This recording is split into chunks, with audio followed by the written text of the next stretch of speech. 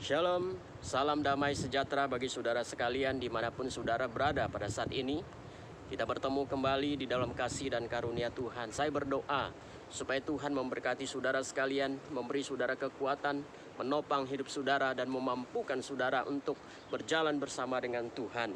Saudara, mari buka Alkitabmu di dalam Kejadian pasal yang ke-6 ayat 9 sampai ayat 22. Saya mengajak kita untuk membahas, merenungkan salah satu tokoh iman di dalam Perjanjian Lama, yaitu Nuh. Saudara-saudara yang Tuhan kasih, siapa yang tidak tahu tentang Nuh? Dia ada seorang yang dipilih oleh Tuhan, seorang yang hidupnya berkenan kepada Tuhan, dipilih oleh Tuhan untuk menggenapi rencana Tuhan di dalam kehidupan dia. Nah, saudara-saudara yang Tuhan kasihi, kita bersyukur bahwa hari ini kita bisa bertemu kembali. Mari saudara-saudara perhatikan, di hari ini ketika kita boleh bersama-sama itu adalah karena anugerah Tuhan. Saudara-saudara, di zaman seperti apakah Nuh hidup pada waktu itu? Alkitab berkata, saudara, bahwa kecenderungan hati manusia pada waktu itu adalah melakukan kejahatan. Nah, saudara-saudara, apa yang terjadi sesungguhnya pada zaman itu di mana Nuh hidup pada waktu itu? Saudara, mari coba saudara perhatikan di ayat 1 sampai ayat 2. Di sana berkata bahwa anak-anak Allah menikah dengan anak perempuan manusia. Nah, saudara, ayat ini seringkali disalah mengerti. Ayat ini seringkali menimbulkan kesulitan untuk kita pahami. Ayat ini sulit untuk kita mengerti. Karena apa? Karena istilah anak-anak Allah menikah dengan anak-anak perempuan manusia. Saudara, siapakah yang dimaksud dengan anak-anak Allah? Nah, ada orang yang mengatakan bahwa anak-anak Allah yang dimaksud itu adalah malaikat.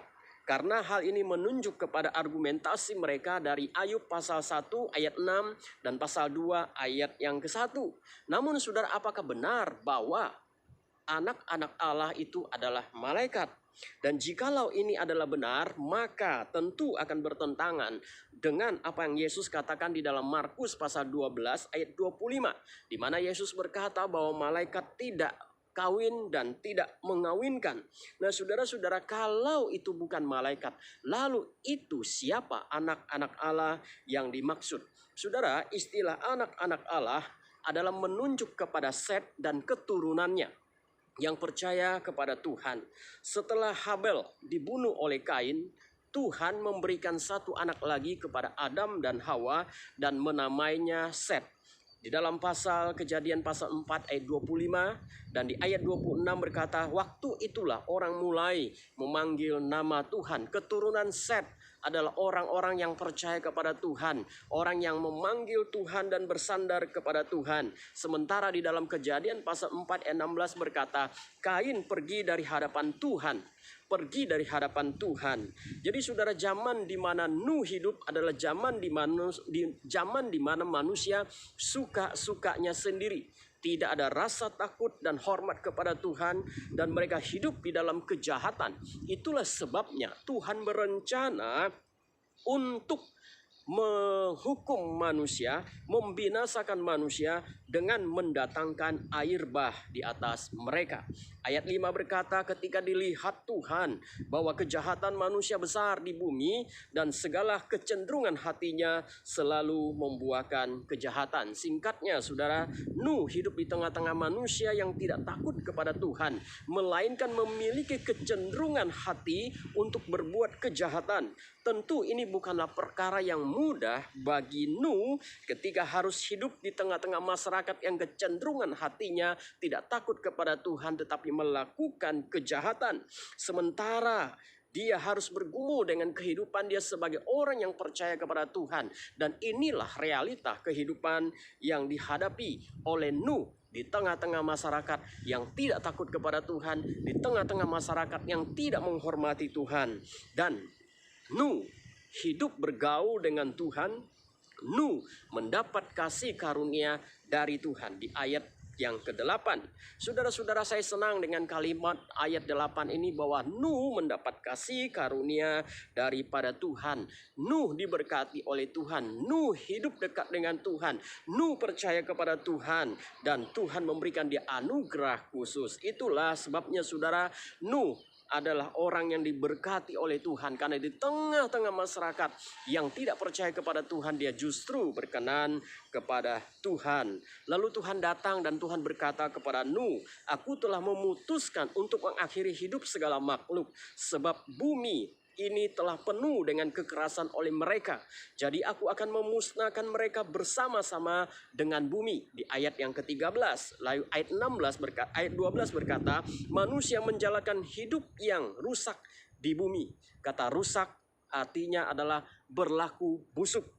Dan kata kekerasan itu bisa berarti kelaliman, penindasan, penghinaan.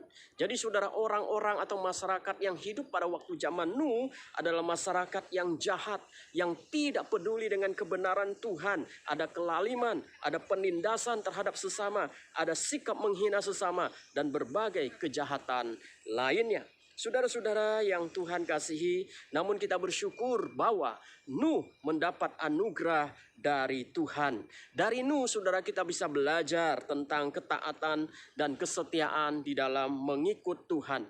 Ketika Tuhan memerintahkan Nuh untuk membuat bahtera yang ukurannya sangat besar, dan bahtera itu panjangnya 130 meter dengan lebar 22,5 meter dan tingginya 13,5 meter.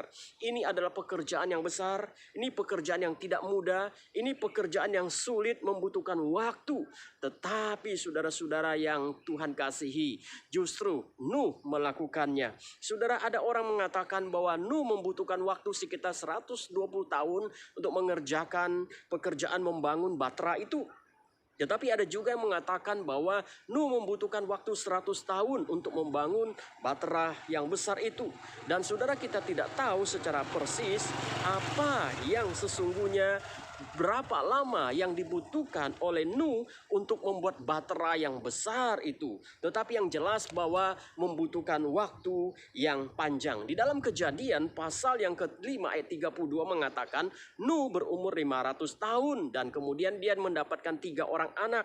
Dan kemudian lalu di dalam Kejadian pasal 7 ayat 6 mengatakan Nuh berumur 600 tahun ketika air bah datang menimpa bumi. Berarti saudara, ada jarak 100 tahun. Tetapi saudara, walaupun ada 100 tahun jarak, namun menjadi pertanyaan kita adalah jarak 100 tahun ini dimulai sejak Nuh memiliki anak, atau sejak Nuh anak-anaknya sudah dewasa, atau bagaimana? Saudara, yang jelas itu kita tidak tahu persis berapa lama tahun Nuh membangun bahtera itu. Tetapi yang jelas adalah Nuh seorang yang taat, Nuh seorang yang setia, Nuh seorang yang mendengarkan apa kata Tuhan untuk membangun bahtera yang besar sekali, sekalipun itu tentu tidak masuk akal, tetapi dia tetap percaya, dia tetap melakukannya. Bahkan Tuhan mengatakan bawa binatang-binatang itu masuk sepasang demi sepasang sesuai dengan petunjuk Tuhan. Dan Nuh melakukannya untuk Tuhan. Saudara-saudara yang Tuhan kasihi, yang Tuhan cintai, mari kita belajar dari kesetiaan Nuh. Dan Alkitab mengatakan, Petrus mengatakan bahwa Nuh juga memberitakan kebenaran. Tetapi kebenaran yang diberitakan jelas, saudara, bahwa yang masuk ke bahtera itu hanya 8 orang. Nuh, istrinya, ketiga anaknya, dan ketiga menantunya.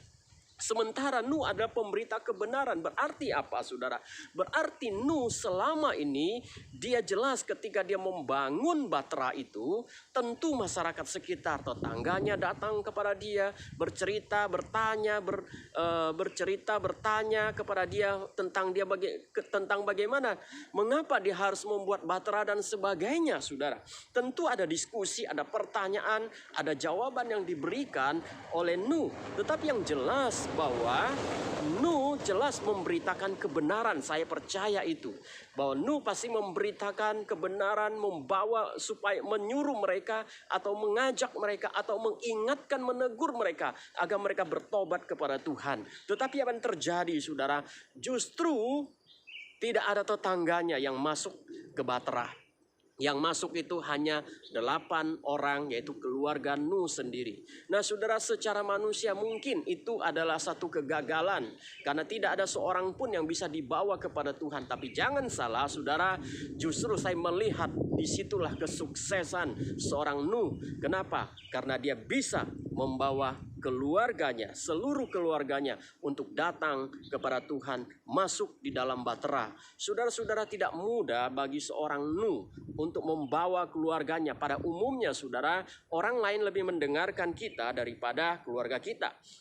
Orang lain lebih mendengarkan nasihat kita, ajakan kita, teguran kita, nasihat kita daripada anggota keluarga kita sendiri pada umumnya saudara.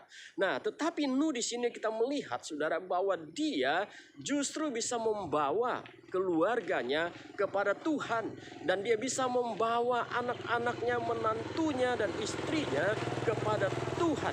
Bukankah saudara ini satu keberhasilan yang jarang dimiliki oleh kita pada umumnya? Tetapi saudara-saudara, saya lihat di sinilah kesuksesan seorang Nuh, yang bukan hanya setia kepada Tuhan, taat kepada perintah Tuhan, tapi dia juga berhasil membawa keluarganya datang kepada Tuhan dan sujud di hadapan Tuhan, masuk ke tanah bahtera, ke dalam bahtera, dan diselamatkan. Saudara-saudara yang Tuhan kasihi, bagaimana dengan hidup kita?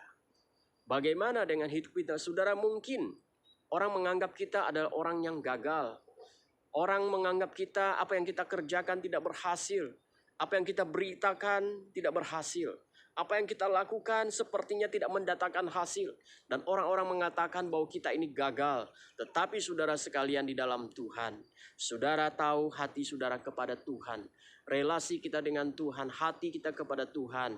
Dan mari saudara kita belajar dari Nuh, seorang yang setia, seorang yang taat, seorang bapak yang bisa membawa keluarganya untuk datang kepada Tuhan. Dan melalui peranan dari Nuh ini, kita melihat keluarganya diselamatkan, masuk dalam bahtera.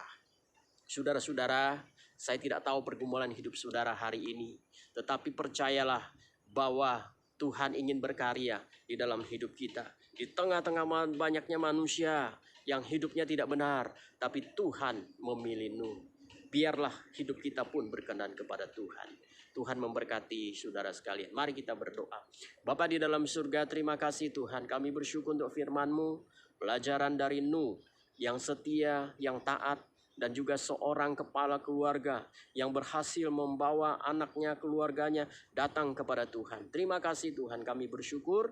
Biarlah Tuhan pakai kami, Tuhan jadikan kami alat-Mu untuk memberitakan kasih-Mu, untuk membawa keluarga kami kepada Tuhan. Terima kasih Tuhan, kami bersyukur. Berkati saudara-saudara kami dimanapun mereka berada menyaksikan video ini. Tuhan berkati, Tuhan berikan damai sejahtera, Tuhan lindungi, Tuhan topang dengan kuasa-Mu, Tuhan jadikan berhasil dengan apa yang mereka kerjakan. Terima kasih Tuhan. Di dalam nama Yesus kami berdoa. Amin. Tuhan Yesus memberkati saudara sekalian. Haleluya. Amin.